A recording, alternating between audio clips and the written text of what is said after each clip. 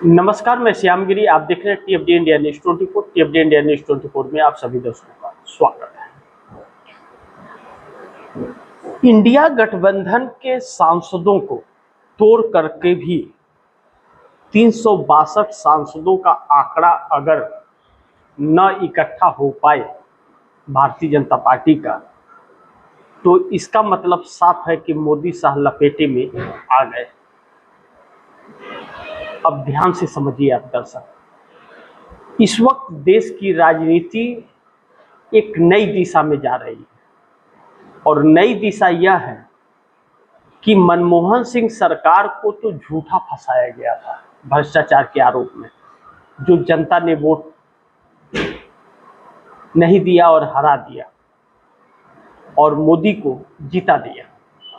लेकिन जब हकीकत के भ्रष्टाचार सामने आए, वह भी उस स्तर के जहां दान दक्षिणा दिया जाता है, तो फिर सवाल भी गंभीर हैं और आरोप भी गंभीर है। इस बात से हम इनकार नहीं कर सकते। अब महत्वपूर्ण यह है कि मोदी का असली चेहरा सामने आ गया। राम मंदिर को भी नहीं छोड़ा और जिसने मंदिर को नहीं छोड़ा वह किसी को क्या खाक छोड़ेगा। अब दर्शक इसी से अंदाज लगा लीजिए कि जिस शख्स ने मंदिर के दान पेटी को नहीं छोड़ा, वह किसी को भी क्या छोड़ेगा। अब यह जो हालात बने हैं चोरी के, और जो एक आम जनता के भावनाओं से जुड़ा हुआ है, इससे भारतीय जनता पार्टी को कितना नुकसान होने वाला है और किस तरह का होने वाला है। जब हिंदू समाज के अंदर एक घृणा पैदा हो जाएगी कि दान हम देते, चढ़ावा हम चढ़ाते हैं भगवान को, और उस चढ़ावे को राजनेता ले उड़ा, और उसके बाद जो ले उड़ा वही राजनेता उस मंदिर का रहनुमा बनकर घूमता है और चोला पहन करके मंदिर की बात करता है, तो भरोसा और विश्वास कैसे होगा। अब हकीकत यह है कि मोदी के असली चेहरे सामने आ गए, कई रूप में आ गए। चाहे बढ़ती महंगाई को ले ले, या विदेश नीति को ले ले, या शिक्षा और स्वास्थ्य पर ले ले हम, तो एक अंधभक्ति जो फैलाई गई थी, अब उन लोगों को भी यह समझ आया कि हमारे अंधभक्ति का नाजायज फायदा यह कैसे उठाते हैं। यह दान पेटी से भी चोरी कर रहे हैं, तो यानी कि यह तो चोर है, उसे वैसे शख्स को चोर कहते हैं। अब इसमें कई लोग, एक लंबी गिरोह इसमें है जो सीधा इसका तार आरएसएस और भाजपा से जोड़ती है, और वह तार सीधे दिल्ली तक पहुंचता है। ऐसे में एसआईटी रिपोर्ट आने के बाद भी उसमें कौन सा वह चेहरा है जिसे छिपाने की साजिश रची जा रही है, वह नहीं बताया जा रहा है। और अब वह एसआईटी जो मुख्यमंत्री योगी आदित्यनाथ के पास है रिपोर्ट, वह गृह मंत्रालय में अमित शाह के पास आएगा, वह कार्रवाई करेंगे। कमाल है, आज तक अमित शाह ने कोई कार्रवाई की है क्या विपक्ष के अलावा किसी और पर? तो अब हालात और परिस्थितियां यह बन गए हैं इस देश के अंदर कि जो चोर है वही जांच भी कर रहा है, जो चोर है वही फैसले भी सुना रहा है, और वही उसकी निगरानी भी कर रहा है। तो इसके परिणाम क्या होंगे?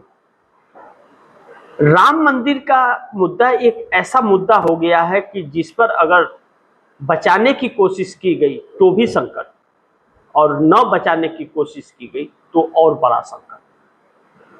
फैसला तो देश करेगा, लेकिन यह बातें अब भाजपा को कचोट रही है कि चोरी पकड़ी गई है। लेकिन दूसरी तरफ एनडीए गठबंधन के कई पार्टी मोदी का साथ छोड़ सकते हैं। अमित शाह भी अब डरा नहीं पाएंगे, जो अभी तक डराया जा रहा था, इंडिया गठबंधन के लोगों को तोड़ा जा रहा था। इंडिया गठबंधन के घटक दलों को तोड़कर जो 362 सांसदों को तोड़ इकट्ठा करने की कोशिश की जा रही थी, अब इंडिया गठबंधन के 48 सांसद तोड़ दिए गए, अपने तरफ खींचा गया। जैसे 20 ममता बनर्जी के, 22 स्टालिन के को मना लिया गया, 6 उद्धव ठाकरे के तोड़ दिया गया, 48 सांसद होते हैं, 48। अगर इंडिया के सांसदों को तोड़कर भी 362 नहीं हुए तो मोदी शाह का क्या होगा आगे? तो कैसे मकसद पूरा होगा? और इसी बीच यह घोटाले का राज सामने आ गया। अब जैसे जैसे इस भ्रष्टाचार की मुहिम आगे बढ़ रही है या खुलासे आगे बढ़ रहे हैं और काशी मथुरा की बात कही जाने लगी हैं, तो फिर एनडीए गठबंधन के अंदर एक ऐसी परिस्थिति बन रही है कि जैसे मानिए नीतीश नायडू को तो बहुत बड़ा मौका ही हाथ लग गया कि कैसे रहे साथ, फिर उनके राजनीति का क्या होगा। आरएसएस और भाजपा की लड़ाई एनडीए गठबंधन तक आई। अब एनडीए गठबंधन के 292 सांसद जो ताकत थे मोदी का, जिसमें 240 भारतीय जनता पार्टी के हैं, तो उनमें भी बगावत है। और इन सभी चीजों को लेकर के जब आरएसएस और भाजपा में टकराव है तो उन 240 में टकराव है, क्योंकि उस 240 के अंदर आरएसएस के भी हैं, भाजपा के भी हैं और कुछ स्वार्थी भी हैं जो सत्ता का लाभ लेने आए हैं। तो फिर वह गुणगान गा रहे हैं, तो जब बदनाम ही हो जाएगा तो उसे फिर उस बदनामी पर वोट कौन देगा? यह हालात भारतीय जनता पार्टी के, और भारतीय जनता पार्टी संसदीय दल की बैठक बुला नहीं पा रही है क्योंकि उसमें बगावत होंगे। और एनडीए को डरा धमका करके जो रखा गया था साथ, 362 की कोशिश की जा रही थी 48 सांसदों को तोड़कर, वह कोशिश तो नाकामयाब हो गई। जब तक अब अखिलेश के न टूटे तब तक तो 362 पूरे नहीं होंगे। तो वह प्लान भी मोदी शाह का फेल हो रहा है। इंडिया गठबंधन तोड़ने के बावजूद इंडिया गठबंधन का नाम फिर बार बार आ रहा है, जो इनके लिए, भारतीय जनता पार्टी के लिए एक बड़ी संकट हो रही। इन लोगों के सारे प्लान फेल हो गए।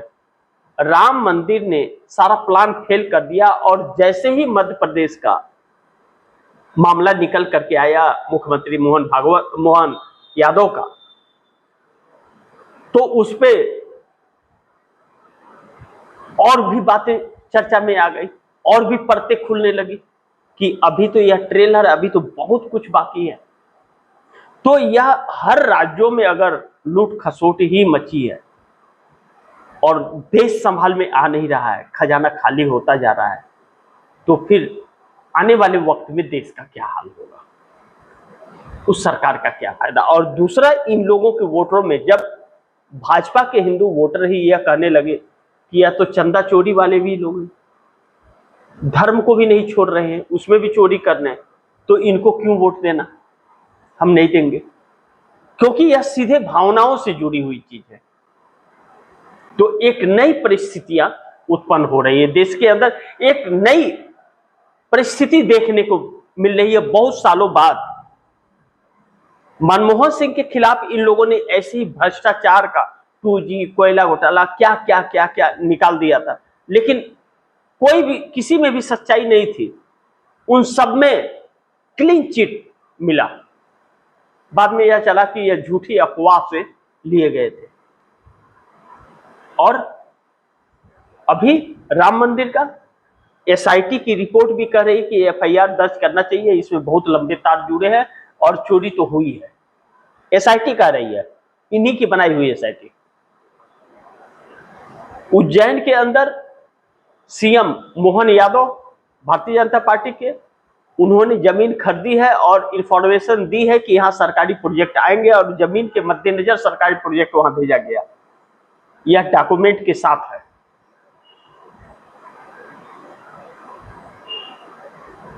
और वाराणसी के अंदर हर कोई जानता है कैसे।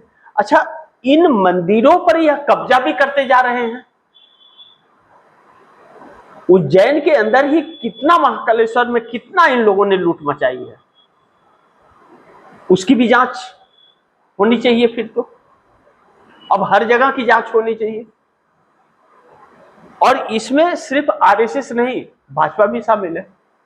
एक दूसरे को खुलासे अब कर रहे हैं, यह अब आपस में खुलासे कर रहे हैं, आपस के टकराव में खुलासे कर रहे हैं। जो चीजें नहीं किसी को पता थी वह भी बातें निकल करके आने लगी। और इन्हीं लोगों के लोग बाहर ला रहे हैं। अगर नहीं लाते तो फिर कांग्रेस अगर बोलती तो लोग कहते हैं धर्म को भी बीच में ला लिया। अब बताइए, अब धर्म को किसने लाया?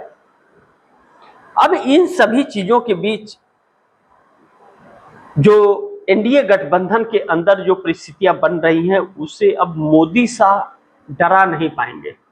उन लोगों को शायद भगवान ने एक बचने का मौका दे दिया है कि भैया अपने अपने राह देख लो।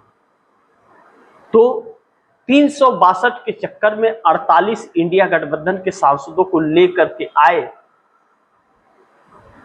तभी भी 362 नहीं हो रहे थे। अखिलेश यादव की समाजवादी पार्टी को तोड़ने की जरूरत थी, तब तक एनडीए में से कम होने शुरू हो जाएंगे। एक ऐसे चक्रव्यूह में उलझ गए हैं प्रधानमंत्री। दूसरी तरफ राहुल गांधी की बातें फिर सच साबित हुई।